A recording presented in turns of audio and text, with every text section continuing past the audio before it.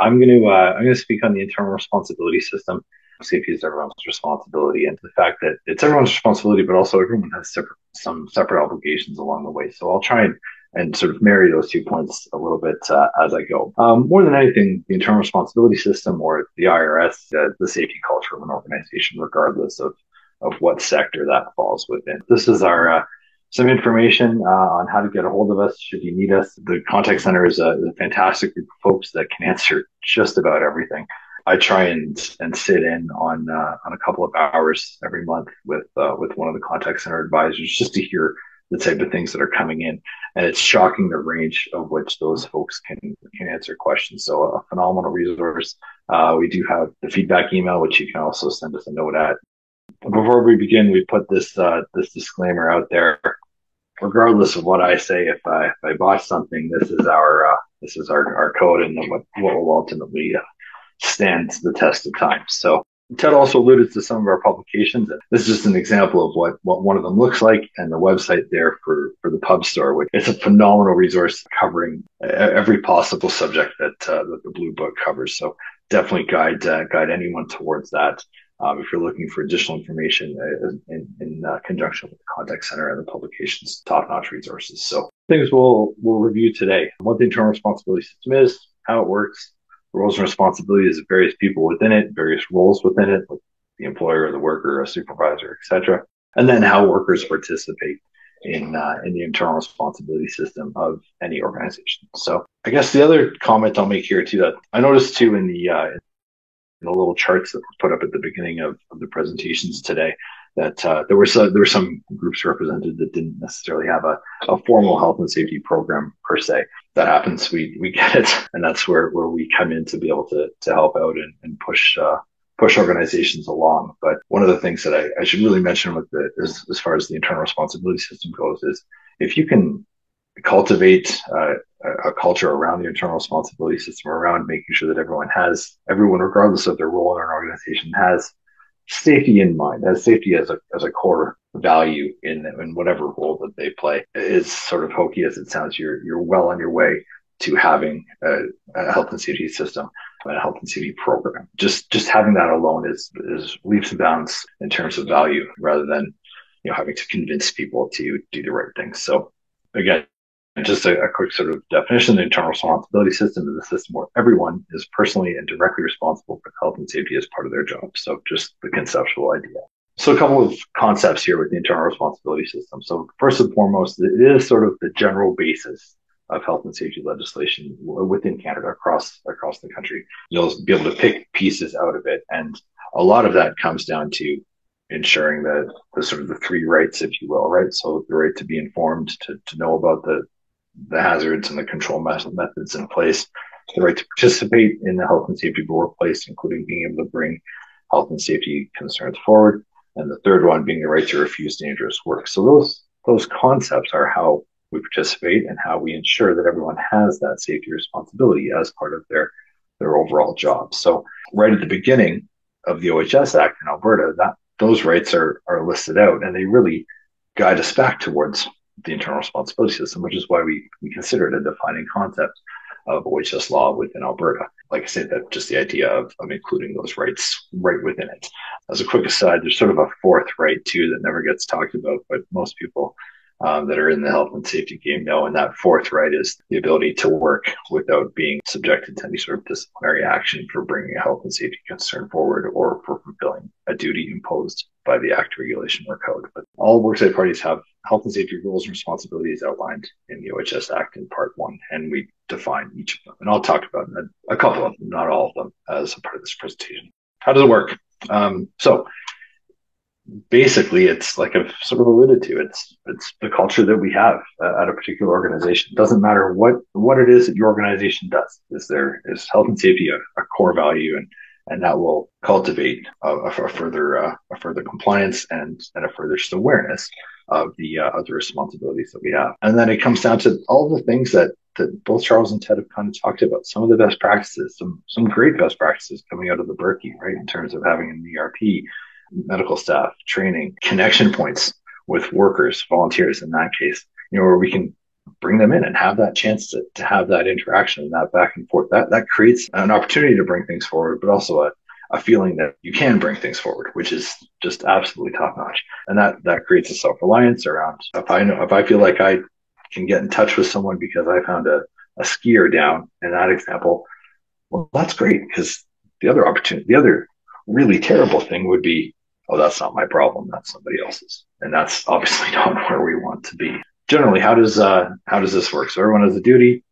I've sort of alluded to some of these things, but I'll bring them out again. But specifically, we want, just as the sort of three arrows indicate, people should be diligent around it. Again, that's part of the core value system. If we have some diligence, we're likely, 9/10 of the way to full compliance with the legislation. There may be the odd administrative thing or that sort of concept along the way, but for the most part, we're likely doing pretty darn good. So how does it work? Are people familiar with the policies, practices, procedures? Have we done that through training, that sort of things? Are people feeling responsible for it? Hopefully the answer is yes, and you've cultivated that idea. And our workers given the opportunity to report anything or have a conversation about anything. And don't forget too, reporting a health and safety concern doesn't necessarily mean, oh, that railing seems loose. It can be something as simple as, hey, I thought of something that might help us out in terms of how we get to participants in a particular event, right? So a concern, we say concern because it's sort of the worst case scenario, but really a health and safety idea, health and safety concept, something that can help push an organization ahead. Pieces of this IRS system. So I mentioned that we'll talk about some responsibility. This is the idea that everyone has a role.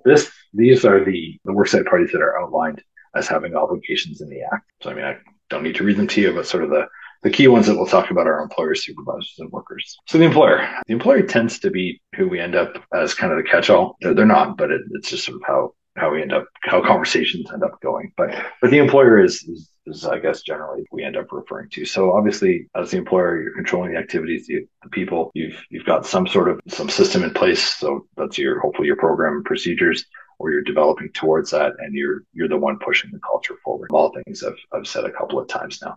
As far as the supervisor goes, that's maybe the people that you've got out at specific areas or in maybe managing a specific department, depending on how your system is set up. So they're the ones specifically controlling the worker activities. They're the ones that understand the policies above and can sort of be your boots on the ground implementation below. They're the ones that may see an incident happen or hear about an incident first and initiate some sort of hazard response. And they're the ones that are hopefully problem solving along the way. They're the ones that are going to pick out the odd issue and make a quick reference to it, or maybe avoid an issue altogether, which is obviously a top notch and a response to it and where we'd like to be. And then the worker, finally, that's that base level. That's that first person to notice something. That's that person that's maybe we have the incident happen and they're the person that's right beside it, or they're the person that maybe sees the hazard and stops somebody from going forward towards it, which is great. That's your immediate correction. That's your reporting hazards, and that's them being responsible for their own actions. So how does a worker participate? So workers have the right to meaningful participation. That's in the beginning of the Act, health and safety activities related to their work site and their work,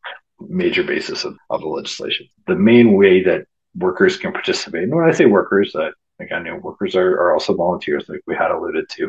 Health and safety committees are also a main part of how we ensure an opportunity for participation within Alberta work sites. So an opportunity to, like say, bring employers and workers together. There are parameters around having worker and employer participation in the health and safety committee.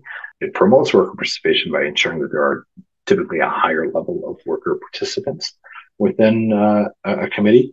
And obviously it's there to support the workers' rights within an organization. So the next slide talks about the various requirements for a committee. So if there's 1 to 4 workers, there's no legal requirement for a health and safety committee or for a health and safety representative. Or between 5 and 19 workers, the issue is to have the requirement is to have a health and safety representative, which is just one person that can they essentially perform the roles and have the responsibilities of a committee, but obviously on a smaller scale with a smaller work site.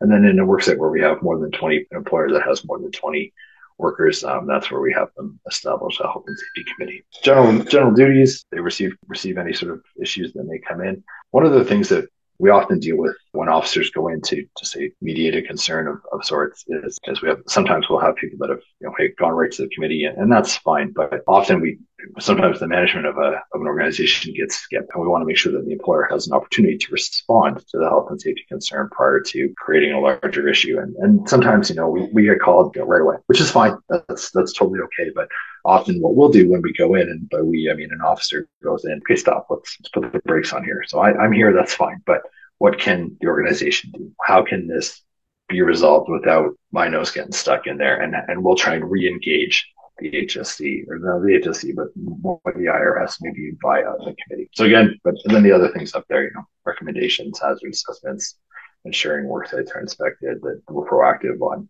the management of hazards. How do we show commitment to it? People are familiar with the practice. We've got a program, or we're on our way towards a program, and we've got a vehicle with which to allow folks to participate in health and safety. That wraps it up. Again, that's the contact center number. Any concerns can go to those folks there. Like I said, a top-notch group that they can handle just about anything, or at least route it to the right place. So with that, thanks very much.